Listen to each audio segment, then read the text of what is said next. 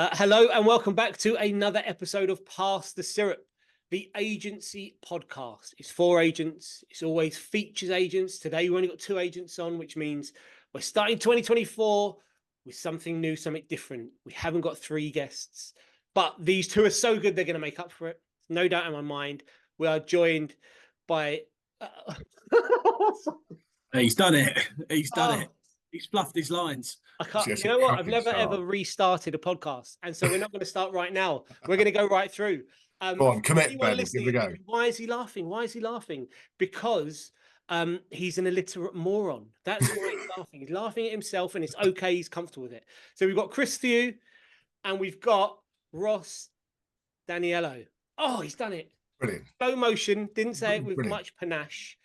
Because that's another one of the, he's talking about himself in third person a lot here. Let's get away from me. Good morning, chaps. How are you both? Good, thanks. Very good, thanks, Ben. Good to see you. Like I say, bright and sunny down here in Brighton. So love to be on again. Thank you. Thanks for coming on. Ross, how's life? Yeah, same here. Absolutely beautiful up in Worcestershire today. So yeah, all good. Thanks. Thanks for having us on. One of my favourite things to do when it's really cold is a weather check-in. How cold is it where you guys are right now? Let's have a quick look. Last thing I was looking at on my phone, it's 0 degrees. Oh, you're loving life. That's beautiful. Ross? Yeah, -1 in rural Worcestershire. It is bloody cold. So yeah, it's interesting. I'm in West London, and this morning when I got on my bike to go to gym, it was -4. Yeah. -4. Yes. Yeah, that's a bit fresh. Yeah. That is a bit fresh. Yeah. And I saw you on your Insta. You put 2 pairs of socks on. Did it work? Did not work. Did not work. I'm looking for any hacks anyone has to get your toes warm, because after 40 minutes on the bike, you think you'd be hot and sweaty. Fingers and toes, horrendous. Yeah, it's horrendous. Extremities, absolutely. Yeah, yeah. Nah, yeah. I won't talk about all of them, but it's not good. It's not fun. It's not fun. No. So, chaps, it's early in the new year. I don't normally do this start of the podcast, but feels like the world of agency is alive. How's things in your area of the world at the moment, Chris? Do you know what? I'm cautiously optimistic, and feel very well. Actually, do you know what? I'm gonna say the word. I'm positive. We've had 2 extremely busy viewing weekends, and off the back of the weekend just gone, we've just tabled 27 offers yesterday. Wowzers. So we tabled 27 offers yesterday. I tabled another 5 already today. The previous weekend to that we had 10. So I feel positive. I mean, I'm not going to talk about Boxing Day, dare I? But we didn't do a Boxing Day campaign, but I did a New Year launch. So basically just launched everything back on the 2nd of January. We launched circa just over 60 properties. Wow. Across the network. And obviously we've had quite a nice reaction to it. Probably more than I expected, to be honest. There's one branch alone that has got the potential to do 11 sales this week. Brilliant. So I feel positive. And I think from my perspective, the last 18 months has been a real slog. To see the teams now getting their rewards, I think is really, really nice to see. So from my perspective, I think it's looking good. So Chris, would you put that down to the market specifically, or a concerted effort by you guys prior to Christmas to don't get me wrong, I think it's really important to recognise the teams. Especially because I'm running it quite skinny at the moment, because obviously is to make sure that we maximise cash flow and profitability. So I don't think I don't want to undo their efforts. Their efforts have really, really made a difference there, Ross. I think probably one of the most important parts is the amount of stock that we have got. But I equally know if we had launched that in December, we wouldn't have been able. There does seem to be an injection in January. There does seem to be this renewed, I'm going to get on with it mode. And the headwinds that we were facing have calmed. So from my perspective, I feel that the teams have done exceptionally well. I think it's important to recognise that, but equally, I think now we've got a little bit of stability, quite a nice bit of stability instilling into the market, Ross. Is what good. So they've come into a good period ready, basically. Yeah, I mean, we're lucky down here in Brighton and Hove because obviously people want to live here, right? So, you know, it's we are lucky with the demographic and the affluence, but equally with that, it has had its challenges. You know, where people have got money, they don't want to spend it sometimes. Yeah. So we have had a challenging 18 months, but I think I can see some excellent positivity coming out of the market, and long may it continue. Long may it continue. I mean, you got some wild swings coming from like the reports, the Knight Frank reports. I don't want to get involved in that, but like saying from falls to increases, you've got the Rightmove house price index, giving some really good indicative, precursor ideas about what it's leaning towards. So I think we have got a bit of market force behind us now. And what I would say is I would credit that to the industry as well. I think the industry has been talking about how the momentum could just start to build. So doing these things like these podcasts can only but help and reaffirm those things. So yeah, I think Ross asked a question and you answered it in a maybe I'd describe it as a really humble way. Having done a couple of podcasts with you, having seen your social media, understanding how you communicate in the wider world, but also definitely to your team. I started listening to a new podcast. I've recommended it to you, and anyone listening to this, it's called Founders. Brilliant, really. I'm a week into it, and it's blown my mind. It's a guy that reads autobiographies about great founders of great businesses, and then he reports back and does a podcast on them. I've listened to 4 episodes so far. Really great stuff. One of the things I took away from one of them was to be a great founder, no one talks about it, but everyone needs a bit of luck. You don't. When all too often you hear people say, business fails, it was because of the conditions. Business is a success, it's because of what I did. And I used to be one of those people that I don't like luck as a salesperson. Possibly you two guys know what I'm talking about. Doing a deal is not about luck, it's about skill, it's about execution. Likewise, if a deal falls through, is there something we could have done to prevent that? Could we have saved that? Could we have maneuvered in a certain way? We're not lucky when we sell them, so we can't be unlucky when we lose them. We've got to take full responsibility. But the point he made is that founders, they need a little bit of luck to be wildly successful. It's not the luck, it's the exposure you provide to get that luck. How hard are you working to get lucky? And so in what you've just said, Chris, market is back, there's a bit more activity, but there's a whole load of things that I know in my heart categorically over the last 18 months that you would have done to make sure the business stays afloat. Maybe you ran the business lean, you worked your lead sources, you trained your team, you motivated them. You didn't launch properties on Boxing Day, you waited till January, even though everyone's relentless on Boxing Day nonsense. You made great decisions that allowed you to be in a position that when the luck changes, tide turns, you're going to rock. And I think there's such a message in that, because it's too much, it's the end of the world, or, it's all rainbows and unicorns, and there's not enough accountability around skill and great decisions. And I'm certain 27 offers is insane. Yeah, it's not luck. It's mad. It's absolutely mad. Absolutely mad. And one office, I mean, don't get me wrong, it's a big office. It's my home office. It's got potential 11 sales to come together. It's amazing. Incredible. I'm so pleased. That's so good. That's wonderful. It's great news. So thank you for the compliment. It's nice. Ross, obviously your world's crumbling around. We've got to have a bit of balance here. So if you could just tell everyone that life is awful, just for the sake of God. How's your year started, Ross? Well, actually, I will throw a bit of balance actually, because I was really lucky.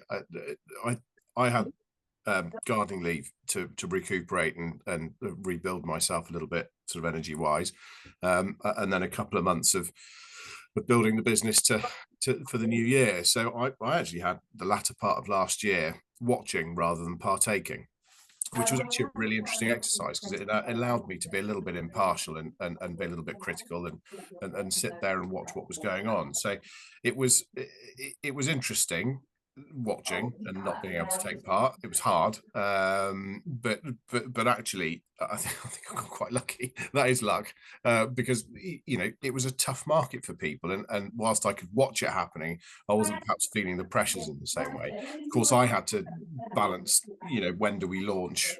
Are we going to be launching at exactly the wrong moment, or are we going to be launching at exactly the right moment?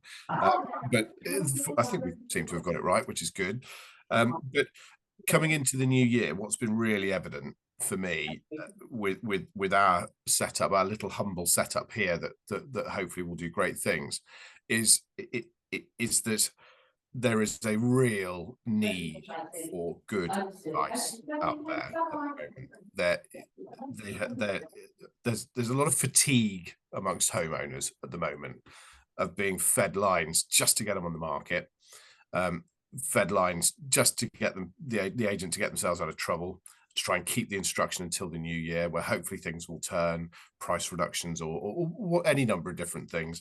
And it's interesting, I had a chat with Simon Gates last week where he was coming up with a number of different statistics that'll blow your mind as to the volume of properties that sell or don't sell because of price reductions and what have you. It's just staggering, the numbers, that if you're the first agent in, you might as well write yourself off to experience, really. And if you do a price reduction, just don't bother, because it's not going to sell. It's going to sell with the following agent. That was the sort of very big overview, and I was sat there listening, thinking, good God, well, yeah, I don't doubt that he's right, but Christ, how bad has the advice been over the course of the last 12, 18 months that we as agents have been giving our clients, just because we're desperate to get the stock on. And then you see Chris Watkins' post that I think we all posted on the other day about, 60% of agents only listing 4 properties a month for the last 12 months. And it just, I think we're coming into a new year where people are going back to luck. You create your own luck. If you drive on the left-hand side of the motorway, you'll be all right. If you drive on the right-hand side of the motorway, you're not going to be, are you? So you create your own luck, don't you? And I think if you stick to the left-hand side of the motorway, stick to the rules, you get to your destination, hopefully, and no big accidents on the motorway will happen that'll stop you, but you'll get there. And I think that's where a lot of this, we're seeing it, what I'm seeing at the moment, certainly in our little patch here of Worcestershire, is that there's a lot of people who are just waiting for the right advice, for a good agent, an agent who they can trust to come in, and actually they can take a bit of a leap of faith on, because they're not sure what to do. And I think it doesn't just extend to what's in the appointment. It's got to be everything around it as well, and how you attack that appointment. But yeah, I have to say, we're brand new. We've still got the labels on, and the response has been phenomenal. And I think obviously the new agent always gets the first prize, doesn't it? Well, luckily enough, but I've got to say that there's clearly a need for good advice at the moment, and they will trust it if you're honest. That's for sure. Ross is playing it down. I know some of his numbers. I mean, phenomenal is a great word, but you've had a fantastic start. Yeah. But obviously I've met you and done the podcast with you in the past, and I've met your business partner. If it's an advisory business based on the people in the room, you and your partner are, I would describe as quite impressive, actually, as agents. Don't get me wrong. Let me throw the backhanded compliment straight at you. The base is quite low, the starting point. Yeah. So to be above average isn't difficult. Yeah. You're there. But I can see why people are reaching out to you. I can also actually see, just a bit of empathy for our industry. I think the last 18 months has been extraordinarily tough in terms of consumer management, client management. 100%. There's still a little bit of down the road sold at X, I must be worth X. Yeah. And the realization, the conversation I had in our training session on Friday last week with our team was, whilst it's been tricky and it's been difficult, and the last year was about managing difficult conversations, my advice is 2024 is going to be 10 times harder, because what we had in 2023 was the media doing a lot of the legwork for us. It's the end of the world. The economy is about to implode. Yep. Interest rates are doing this. Mortgages over here. Defaults over there. That negativity seeps into into our clients, aura, if you like. They're aware of what's going on, even if they don't want to believe it. This year, but look at where we are from a media perspective. Just the first 2 weeks of the year, and I think we've got we haven't got 27 offers, much smaller business, but we've had an offer coming over the weekend that we're negotiating at the moment.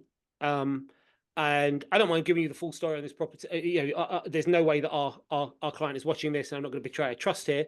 But this is a property that has been multi-agency for a couple of years. The high price properties, they're on the market for a couple of years. We were introduced at some point last year. When we were introduced, oh, my business partner is going to be pissed off I'm sharing this story. When we were introduced, we launched at a high price. At a higher price that it had been on the market for previously. Now, as it happens, this thing about working with aspirational brands, well, obviously you can get more money for us. Well, you've been trying for 18 months and it hasn't worked, But we went in on the basis that we would have a go. We could, there was a justification. There was a reasonable justification based on timing and what had sold recently and where we felt the property sat, and it's come back down. Anyway, we've now got an above asking price offer in the first week of January. They've been on the market in total with the different agents they worked with for 2 years. Above asking price, 2 years on the market, you're ripping our arm off for that, right?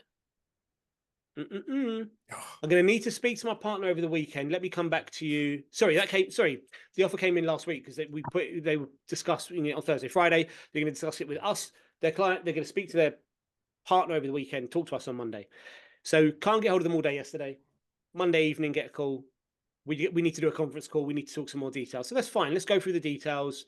It's not a, it's not a simple offer. There's bits and pieces to consider. There's a chain. There's everything, and that's absolutely our job. But it's also our job, I think, to make a recommendation on whether this is the right offer or not, based on all the terms. 2 years on the market above asking price, and actually a buyer profile.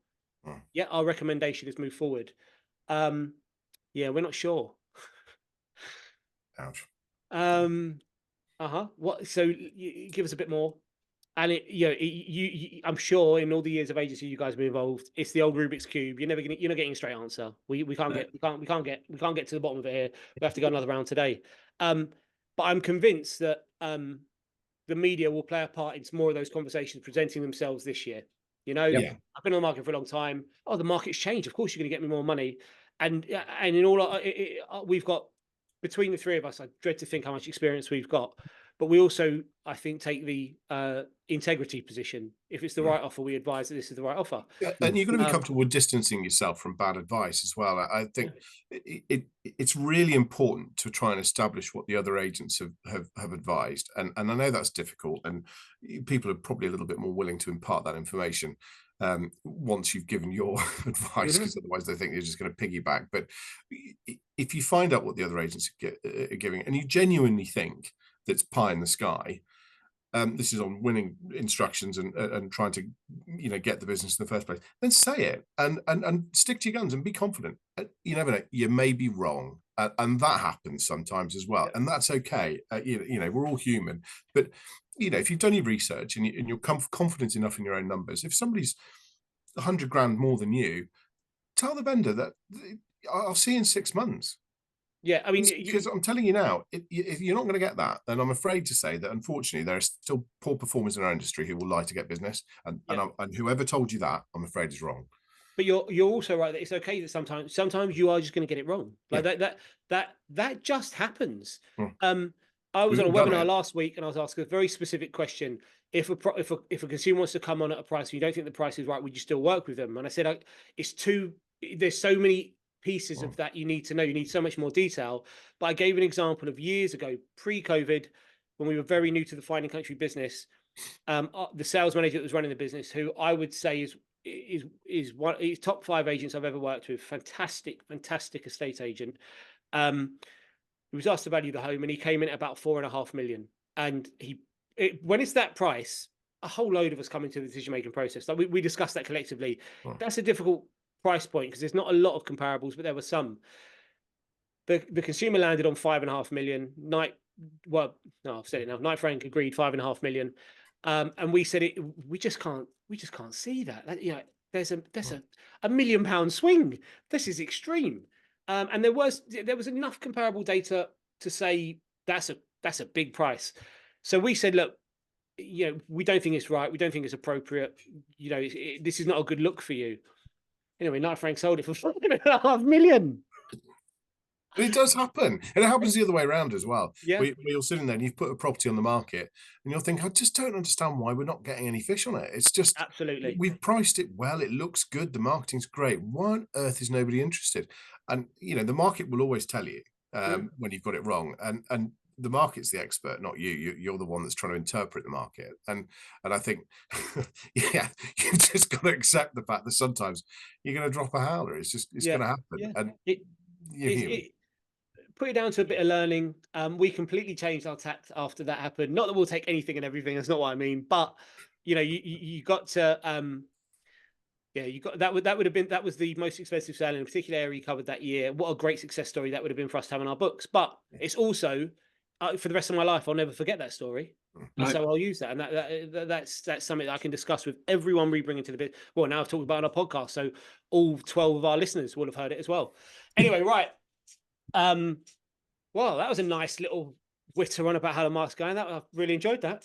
Genuinely talking positively about what's going on in the world of estate agency. How lovely. Right, we are going to get into the Agent's Mentor issue of the week, as presented by Sam Offley, who I understand, although I haven't spoken to him yet, is moving on from Agents Together, which is a huge shame. But he's served his time extraordinarily well, and I think a lot of mentees will speak very, very positively about Sam and what he's done for them and their careers. If you're not familiar by now, where have you been hiding? Mentor mentee charity. If you think you could benefit from having a mentor, it's a free service. I highly recommend it. And if you have the skills, the experience to perhaps be a mentor, absolutely get in touch. The more mentors, the better. Let me hit the play button on Sam's issue of the week from the mentees. Hello, Pastor Syrup guests. Now, my question for you this week is, what advice would you give someone who's wanting to increase their social media numbers? Now, this is not a setup, but you two are two of my favorite LinkedIn posters, legitimately. So yeah, this has worked out really, really nicely. Ross, you want to kick us off? Advice? Yeah.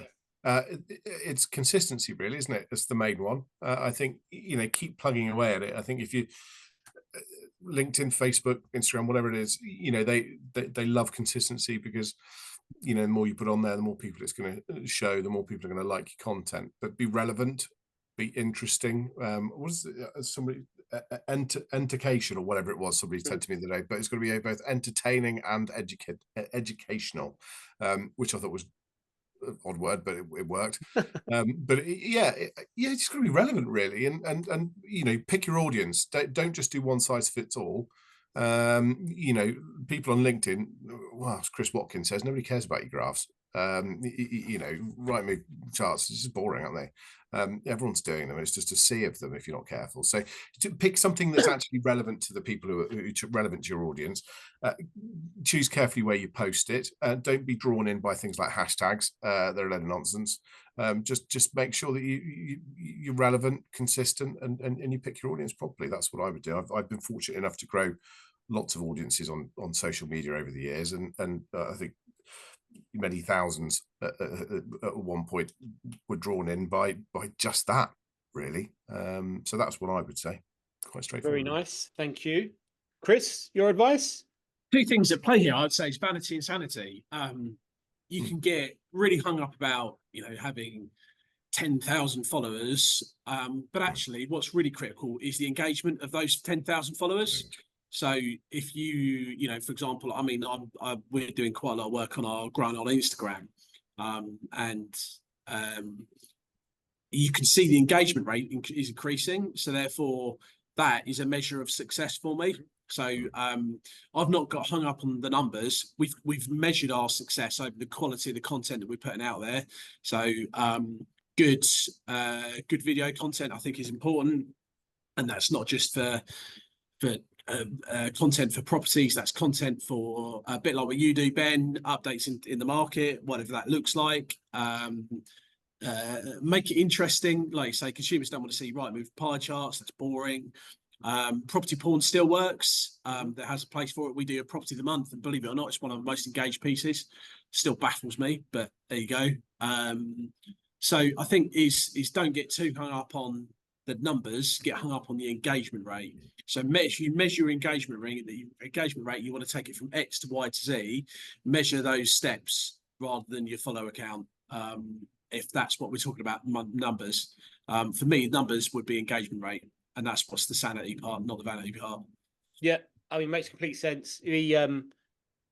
I see quite often, or I'm maybe a little bit cynical, that you see things that people talk about, like, look how many followers I have, and they talk about the vanity metrics, and then because we take social media reasonably seriously, not over the top with it, you do 30 seconds of digging and you realize, oh, that's a fake account. This is a load of absolute nonsense this here. So it's people doing it there's so much vanity out there, and you're absolutely right. You think about in old money, you do a mail shot, a newsletter, and you'd be looking at your open rates and your response rates, and they're the things you care about.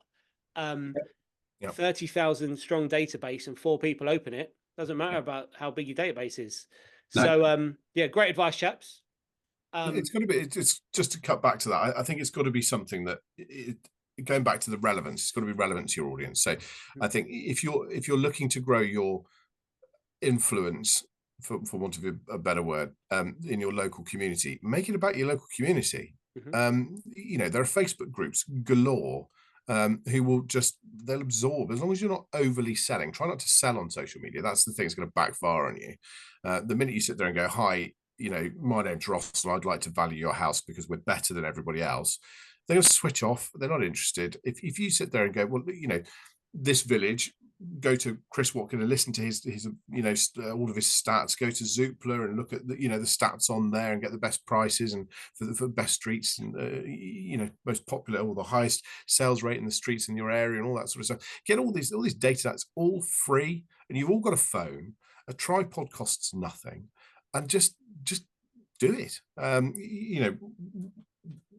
Alex Pelosi Buchanan, who was I did a bit of work with on agents together. Brilliant. He's done exactly that. He's picked up his iPhone. I think he's gone a few steps further than that now. I think he's got a whole film crew around him. But he started off by doing just that with his iPhone and just making it really relevant. And he's just gone to a whole new level, to the point where he's now training people. And I couldn't be prouder of him. He's done really, really well. And it's that.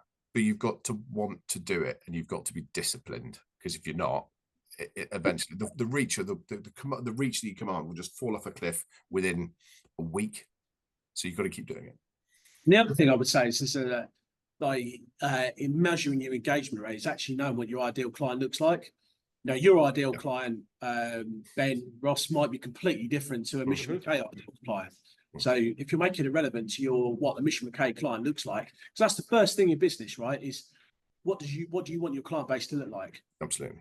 Know your client, and once you know your client, you know your area, then you can build everything around it. So it's interesting, isn't it? Because the demographic of sorry, Ben, go on, Ross, go. I was just saying, the demographic of our client base, it is probably not the same demographic who are on Facebook. To be fair, in fact, they're probably not terribly IT literate. It's a little bit quieter around here and a little bit slower, and the internet isn't great all the time, and they'd much rather be doing other things than sat on Facebook. But what we're very comfortable with is that doesn't mean that their kids aren't, and that doesn't mean that their cousins or nephews and what have you. Because we did a very quiet coming soon post the other day. First thing that happened is, my mum and dad really like that, so can I have the details, please? And it's the mum and dad, no, they're not the right people for Facebook, but the relatives are. And again, if your brand awareness is good enough and your marketing is good enough and your message is good enough, it'll find the right person, because that's what marketing is all about. It's having to make it liquid enough to find its route through to where it needs to go. Yeah, that saturation point, where when it comes to the point where I'm ready to make a decision, the brand, the person, the experience I think about is Chris, or it's Ross, or you're the default position. You are where my mind goes to when I think of property. I think this is a Watkins line, although I guess we all know it, or maybe we all know it because he talks about it enough. Is that the one thing everyone in a particular area has in common is they're interested in the area where they live. And actually, the vast majority, property pricing, most people know is a driver of the economy, or they believe it is. So I just, we're really big on the market updates. And I just, you mentioned about posting them into Facebook groups. Like a property market update is not a sell. I wouldn't even introduce myself, and there would be nothing about the business or the branding. Absolutely. It's just Ben with I would say my first name because it's weird if you don't say any name at all, but it's Ben with a market update. This is what's happening in Chiswick. It's 45 seconds of data.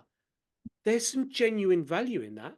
I mean, only that amount of value, but that if you get it every week, or for a Facebook group, I would recommend monthly. You don't need to worry about presenting who you are. Yeah. People on social media, they can't help themselves. A bit of digging around. Who's this cheeky, handsome devil? Or that's if it's Chris posting. But yeah, so yeah, consistently post for the who you're targeting. Really interesting about the friends and family piece, because in some of the areas we covered, like I can travel in 15 minutes in that direction, and the demographic is so different to 15 minutes in that direction. And you're relying on different people to, in essence, almost become the lead source for you by resharing or talking about your content. But this is a good one. Two great guys to be talking about the social side of things. We could do a whole session on this, but as I said to both of you, it's only going to last 30 to 40 minutes. So far, we're 30 minutes in, and we haven't done either of the two subjects. So we are going to need to move forward, chaps. Chris, I'm going to come straight to you. What are we talking about? Fitness and work. Okay, I like it. Fitness and work. So I am the big 40 in 8 weeks' time. And it's only taken me 40 years of my life to work out that you look after your body. You only get one. You only get one body, and actually can make you really sharp if you look after it. When I was a 19-year-old lad, I abused my body. I ate badly. I put a load of booze down my neck. I was out with my friends. And it didn't affect me. Didn't affect me at all. And I just cracked on. Now I got up to the dizzy heights of about 21 stone lad. And I remember looking in the mirror one day and thought, right, shit, I need to change this. And I just started running and got into my fitness.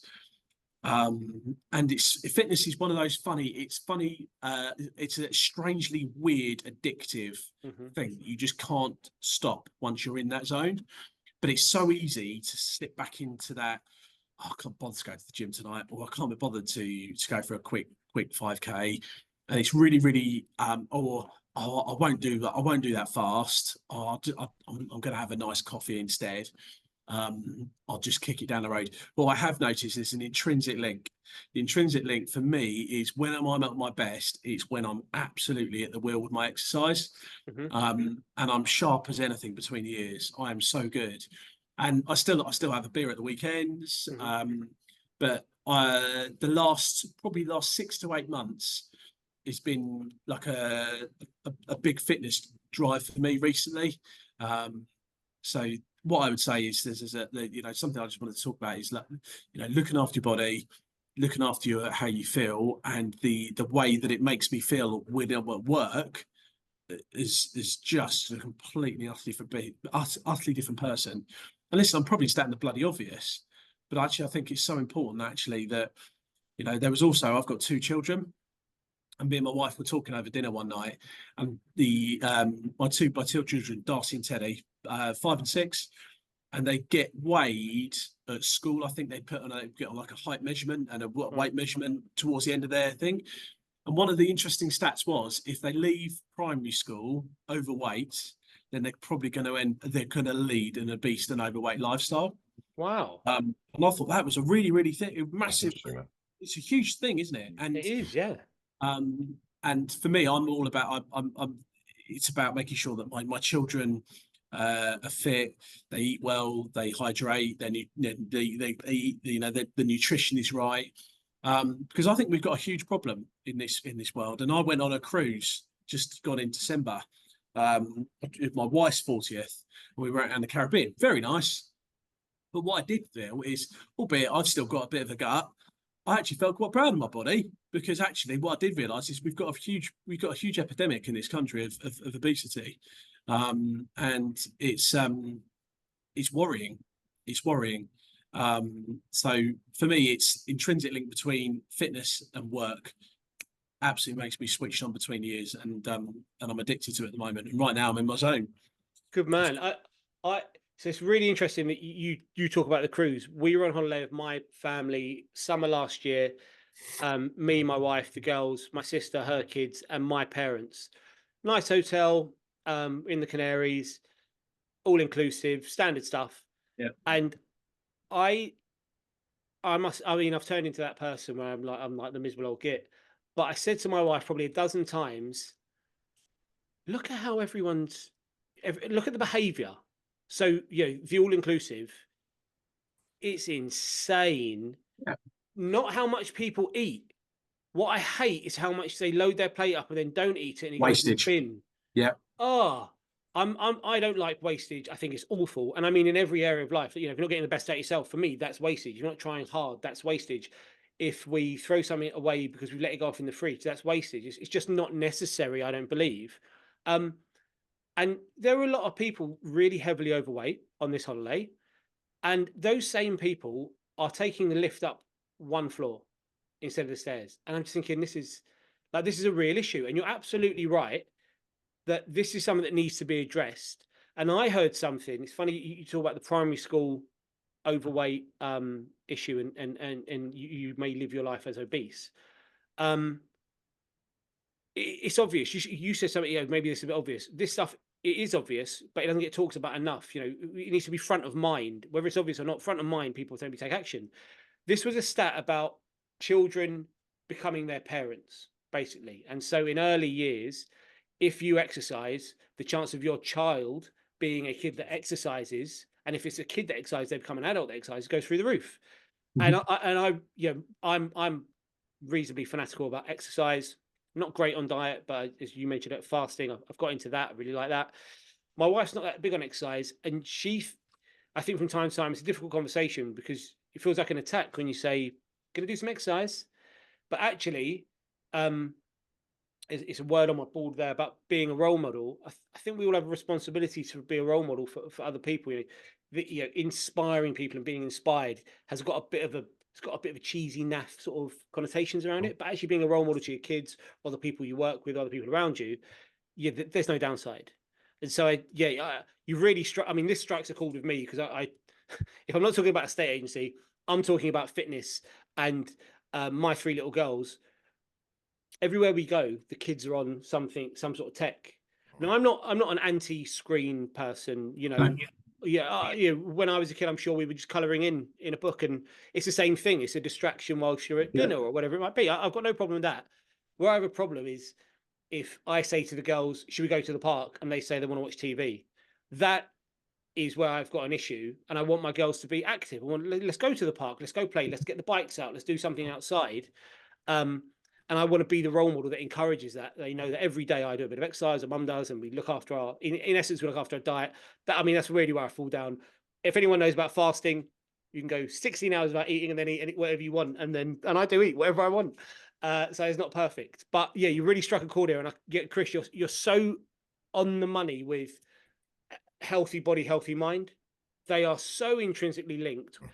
When I feel physically sharp, mentally, I feel so much more prepared. And also, segue, I got a call from a state agency colleague today who's writing a piece for the trade press and asked me for a comment or something to pad it out a bit, really.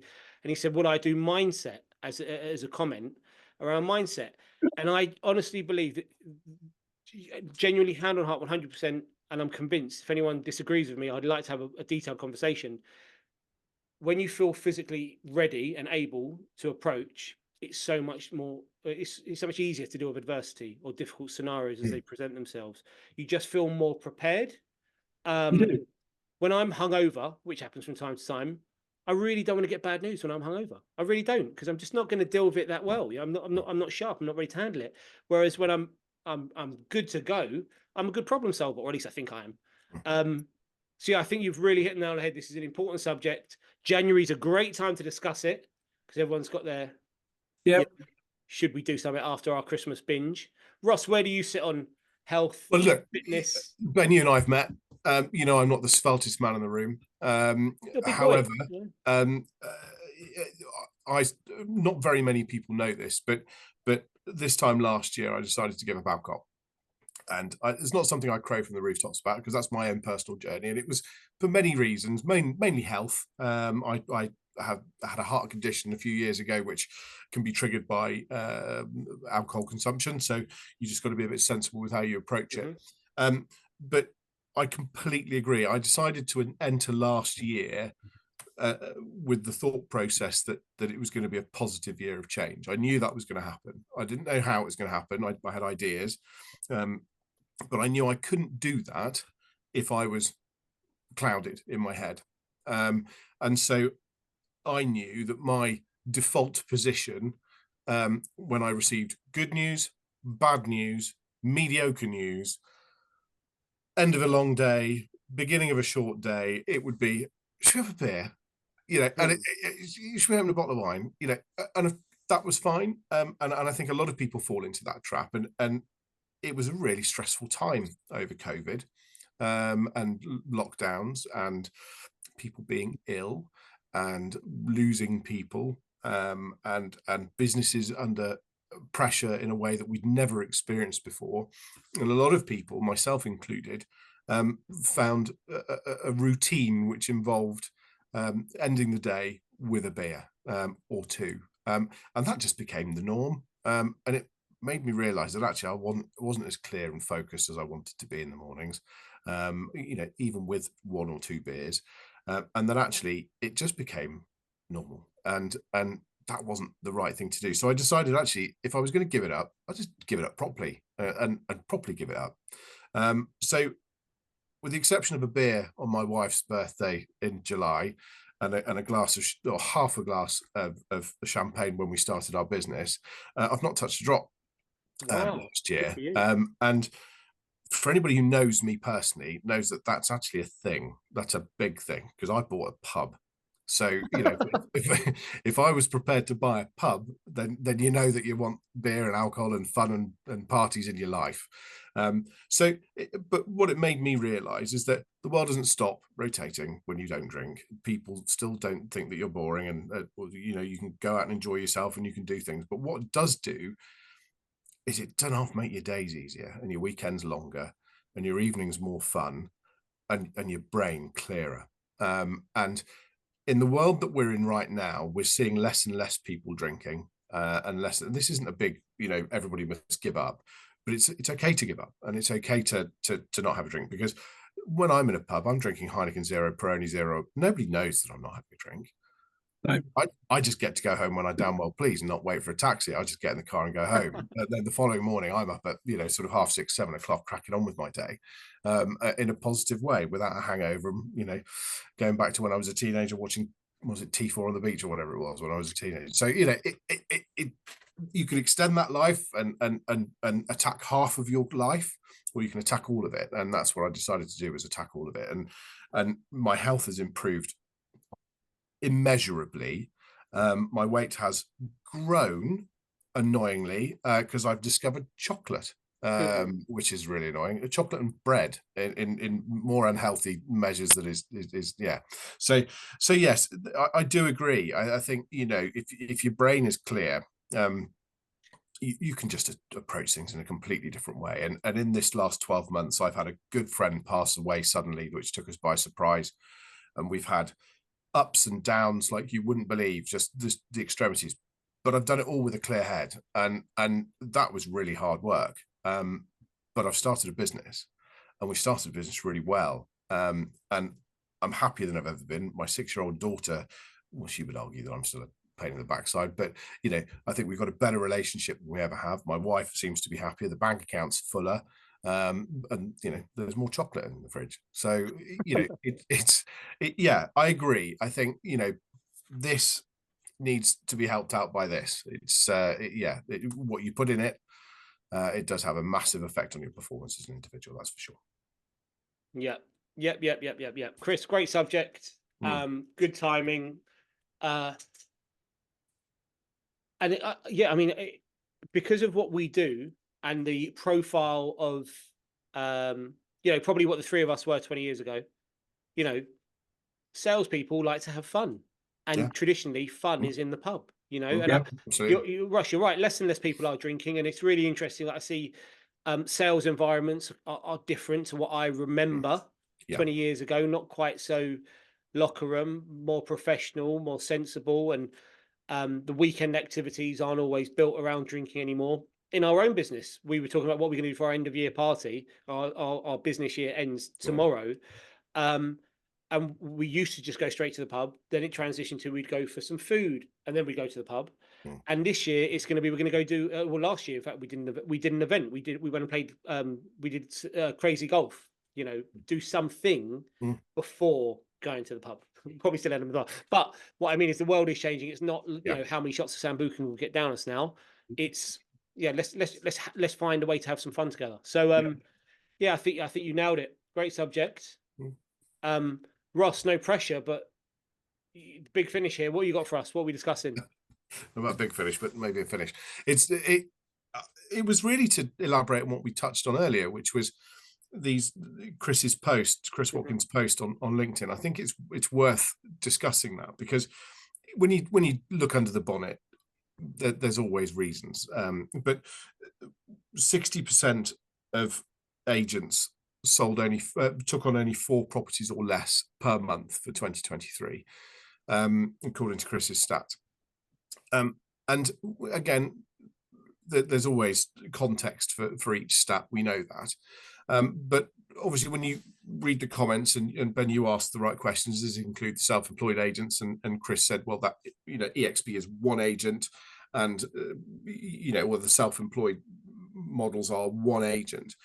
That was quite a stat, really. And when you look at 56% of work that we do goes unrewarded across our industry, so we take business on and we don't necessarily get an invoice out of it, 56%. That's on average, by the way. So some people have a worse stat than that. It gets quite painful. And when you think, what average fee? What's the average fee across the industry? 3-ish. I think about 3,000. Yeah, £3,000. Yeah. So you invoiced £6,000 a month. 60% of the industry invoices £6,000 a month. That just can't be right. Well, you would say that. I think that's the reaction of so many people. I think what it's done, it can't be, and it can be. Now, when there's a stat this morning that comes out in property industry, saying 5,000 estate agency offices are closed. Again, you look under the bonnet and you realise actually it's not as bad as that. It's just a headline, and that's fine, because that's its job as a headline, is to draw you in. But the gross total has reduced sales offices by 1,154, which is the highest amount. So I understand. Since COVID. Now, what does that mean? Well, when we look at it in context with offices versus self-employed estate agents, we're starting to see this shift now, aren't we? It's starting to become a little bit more obvious.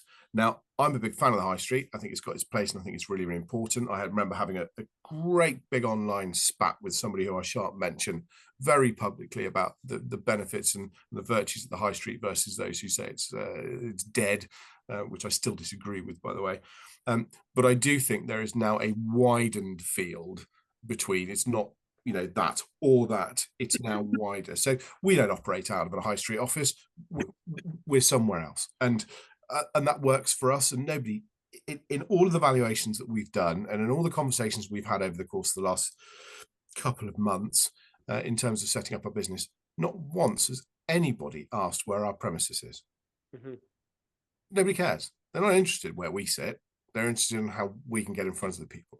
So the point I'm making is, with those numbers, and bearing in mind that means 60% of the industry is going in with a pipeline like that, when you bear in mind that 2.6 times you turn over your pipeline now. So again, you know, you're not looking huge numbers that you're taking into the industry, into the new year as a pipeline. I mean, obviously, Chris, you're different. You're selling houses. Your team is selling houses left, right, and bloody centre. So your pipeline At the moment, bucking the trend. But enjoy the momentum. It's coming. Yeah, enjoy the momentum. But you know, when we look at those numbers, my point that I was going to ask is, if we're starting to see this field spread a bit thinner rather than deeper with self-employed, come to us. We'll give you 14 days of training and you can be selling houses. I mean, come on, you know, we're better than that as an industry. We should be better than that. And there's a lot of opportunists out there with people who are greedy, materialistic, and hungry. We know that, who are just going to do everything they can to try and extort people who have got ideas that estate agencies an easy industry to work in. You know, 6 figures and 6 figures and 6 figures. It ain't going to work. You know, you've got to have experience. You've got to know what you're doing. So my point is this the perfect time for something like Roper to be as high on the agenda as it could possibly be? Because we could be flooded very soon with agents who are self-employed, who are either really experienced because they know what they're doing, or they're not because they've been sold a dream of 6 figures a year. And at the same time, those estate agents who are sat in the offices working on behalf of clients, frontline or otherwise, are they experienced enough to deal with the market like we've got at the moment?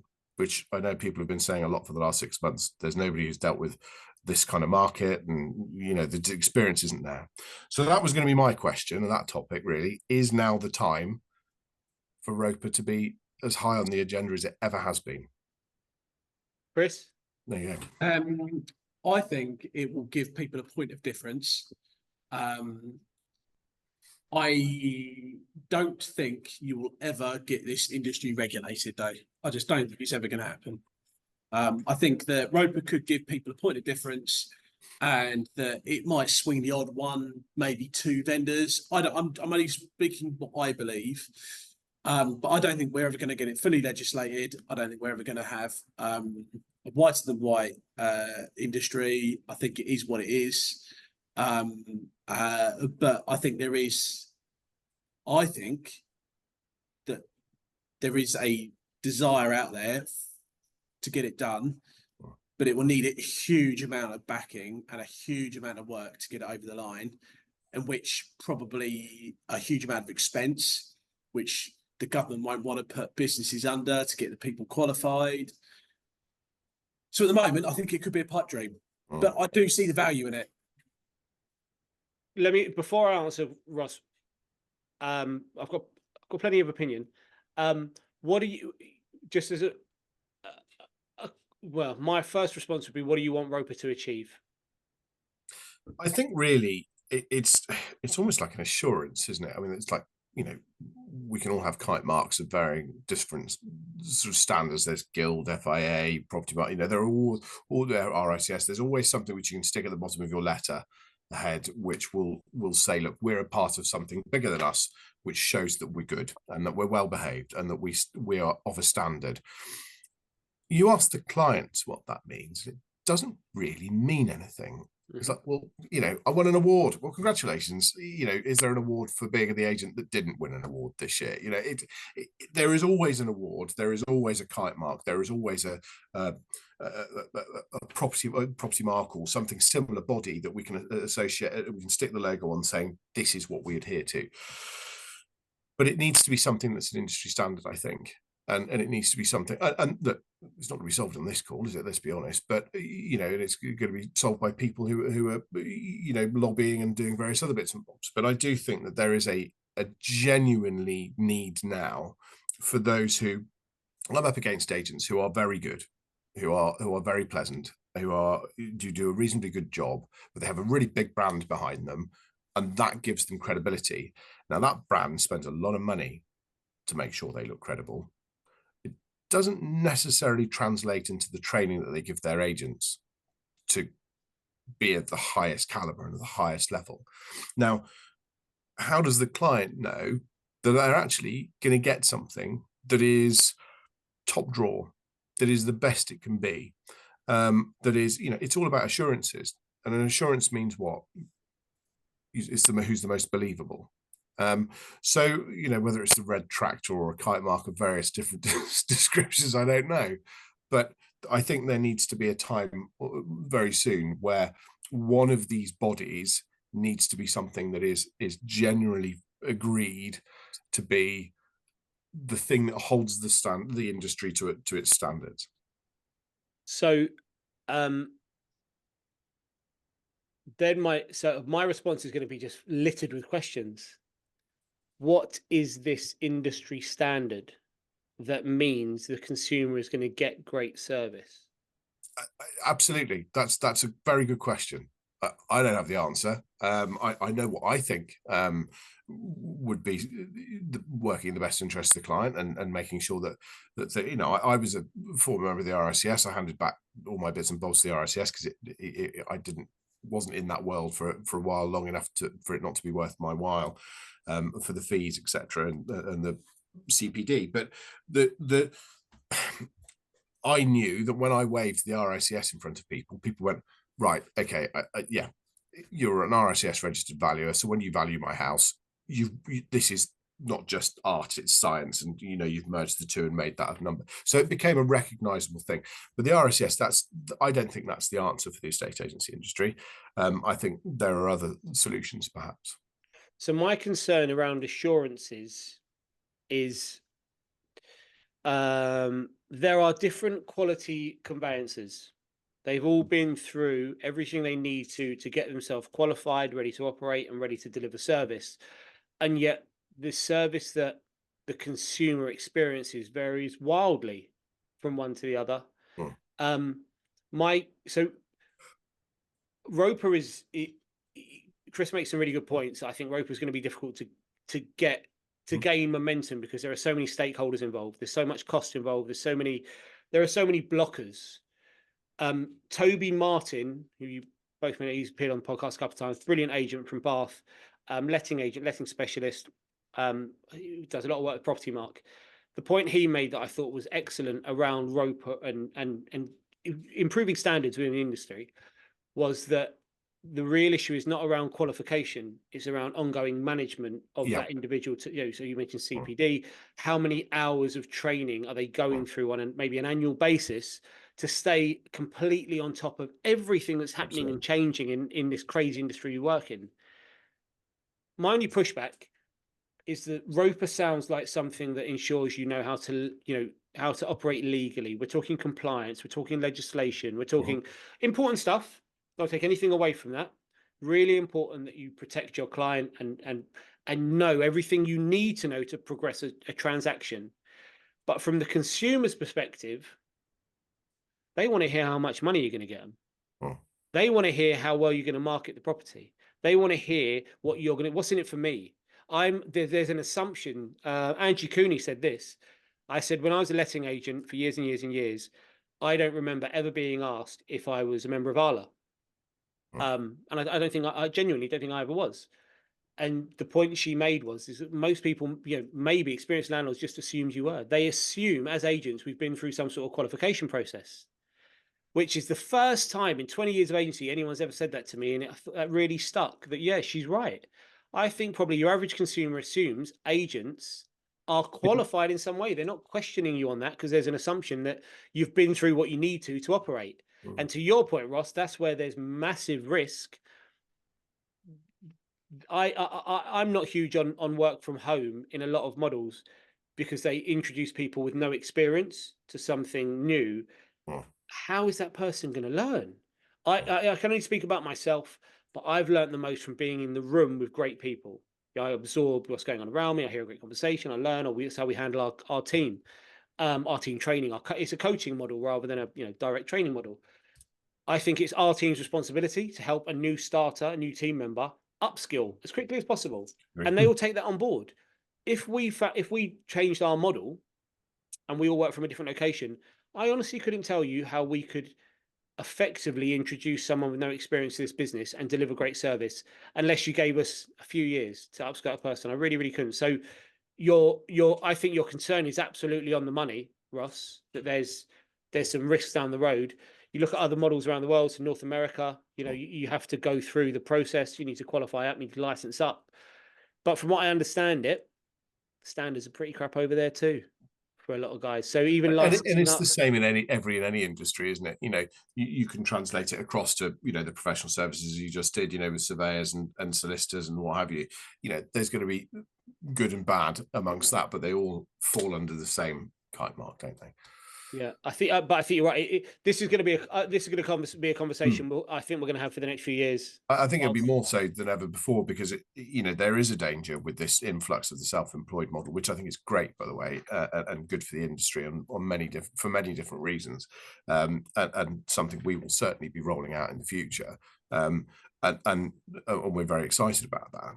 But to stop it from becoming the Wild West, there has to be something at some point, and I don't know what that is. And I'm looking forward to somebody coming up with a clever suggestion. But there has to be something, that's for sure. We are at the start of a very interesting journey in the world of staging in the UK. Absolutely. The last few years have been, I guess, strange is a nice way to put it. But the diversification in the delivery of service, different models, it's going to be, I guess for the average consumer, they just don't care. But for the rest of us, it's pretty interesting. Chaps, we've been going for a good hour. This has been one of my favourite episodes, actually, because I do enjoy chat with you two. Good, positive start. It's easy to talk shop when life feels like it's moving in the right direction. I wish you both every success this year. Likewise. You will do exceptionally fantastic 2024s, subject to everything else going on in the world. We're going to hand over to Chris Watkins for his Watkins Whimsy and to sign off. All we need to do is say goodbye. So thanks, chaps. Cheers, Ben. Thanks, Ben. See you all soon. Business opportunities are like buses. There's always another one coming around the corner.